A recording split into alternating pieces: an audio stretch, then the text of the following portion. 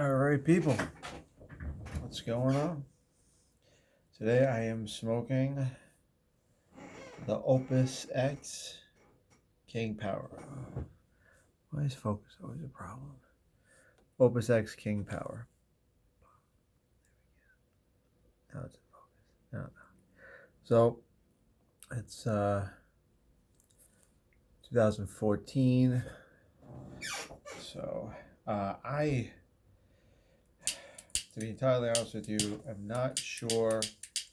I was told, and I don't know how true it is, so if anybody knows otherwise, please let me know, that those bands with the year on it was when they started aging the tobacco or when they started resting the cigar. I don't know.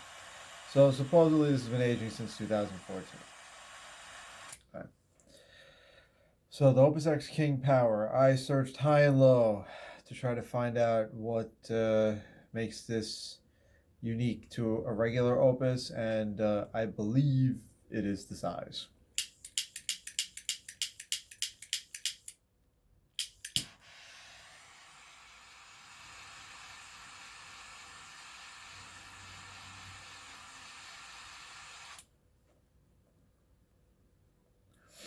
So, in terms of what's going on, I'm gonna smoke this now. See, now I gotta get myself back in focus. I don't know how YouTube guys do this, like, I'm not doing this. In case you haven't noticed, YouTube's not my profession, but I do love cigars, and I did want to have something to remember all these great cigars that I smoke by. So, yeah, I don't know. It's like I can't even get my damn thing that autofocuses to stay in focus. But so, anywho, I believe the thing that sets this apart is literally just it's a unique size, and anybody that knows anything about Fuentes, especially the Opus line, is that they have unique names for all of the sizes. What we would call a Churchill, they call it a Chateau La Fuente. Oh, there's a good idea. So I have the box from the Oro Oscuro that I bought over here, right? And if you see, it's like Robusto, and then there's the Fuente, which I guess would be like a Toro size, and then the Chateau de Fuente would be like the equivalent of what's like their Churchill, right? So I believe King Power might just be the name for the, looks like a Gordito, or like a double Robusto. So I mean, it just tastes like an Opus with, it's maybe slightly smoother, probably because it's been aging for a while. But all in all, so far, it just tastes like an Opus to me, which is not a bad thing, but in case you haven't noticed, I got a thing for the Opus line, and I've tried painstakingly to collect as many as I can. Basically, you find one that's sort of unique. You kind of want to know as much about it as you can, which is damn near impossible because Opus, as Fuente, puts out very little about their blends and everything.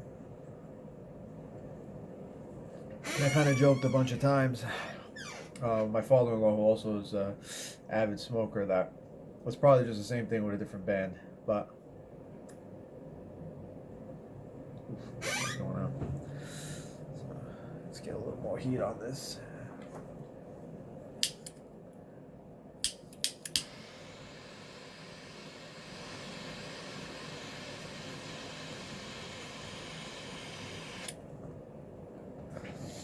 So, but that's better. This one is a fairly short smoke, which I prefer. I had 2 Angel Shares yesterday. I finished those off, and then I had regular Opus, which was the last. Let's count this. It's the last like just regular standard Opus, but it was like a Churchill. And by the time I got to the end of that, I was not feeling great. You know, I think between this, then the absolute biggest, you know, would be like a Toro size. I just think at that point you're kind of pushing it for me. I mean, I do enjoy cigars. I've been smoking for a long time, and I started out with the mild, and I worked myself all the way up. And to be entirely honest with you, with all that being said, it doesn't change the fact that, you know, I still get nicotine sickness, especially when I'm smoking these full-bodied cigars. And you know, I always got to make sure to be on a full stomach and have coffee to drink with a little bit of sugar in it, and you know, stay hydrated while I'm drinking. So, but still, you know, when you start smoking those, like I remember at one point when I had my old channel, I did the Ogre, the 8x80 for you know, Asylum, which I think I'm gonna put those up at some point. You know, that thing fucking just, I mean, Asylum, those like huge cigars, they just kind of made me sick, you know. And but anyways, I polished those off yesterday. I'm doing this guy today, and then probably later, and I will videotape it. I have one more of those Don Carlos, you know, limited edition reserve. And this one's a 2015. I don't remember if I smoked the 14 or the 15, but I'm going to smoke that one. Obviously, I'm going to videotape it. And then, as I'm sort of working my way through my high-end humidor, which has all my Opus cigars in it, all the remaining various types, the Forbidden X13, the Opus X Purple Rain, Red Black, you know, all the Taurus, the Bull, Forbidden X, I mean, just, they're all in there. But I'm going to start spacing them out, at least in terms of the videos.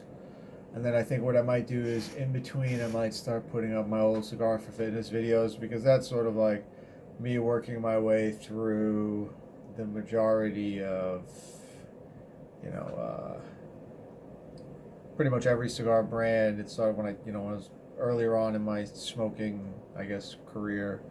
I was trying a lot of different blends and flavors, working through a lot of different companies. So I'll probably put a little bit of that up, and then we'll see. There were a couple of things that I smoked that I regret not filming. The Davidoff Year of the Rat and the Padron, the numbered series. So if I can get my hands on a couple of those sort of more difficult to obtain ones, I'll probably make a video. But for the most part, I'm probably going to polish off my Opus collection and then leave it at that. But I don't know, we'll see. If you guys want to see my old Cigar for Fitness videos, I don't know, somebody just give me a thumbs up. I'll make a playlist of those. And then also, if you guys know anything about the King Power that I do not know, happy to be informed. Alright guys, have a good one. Bye.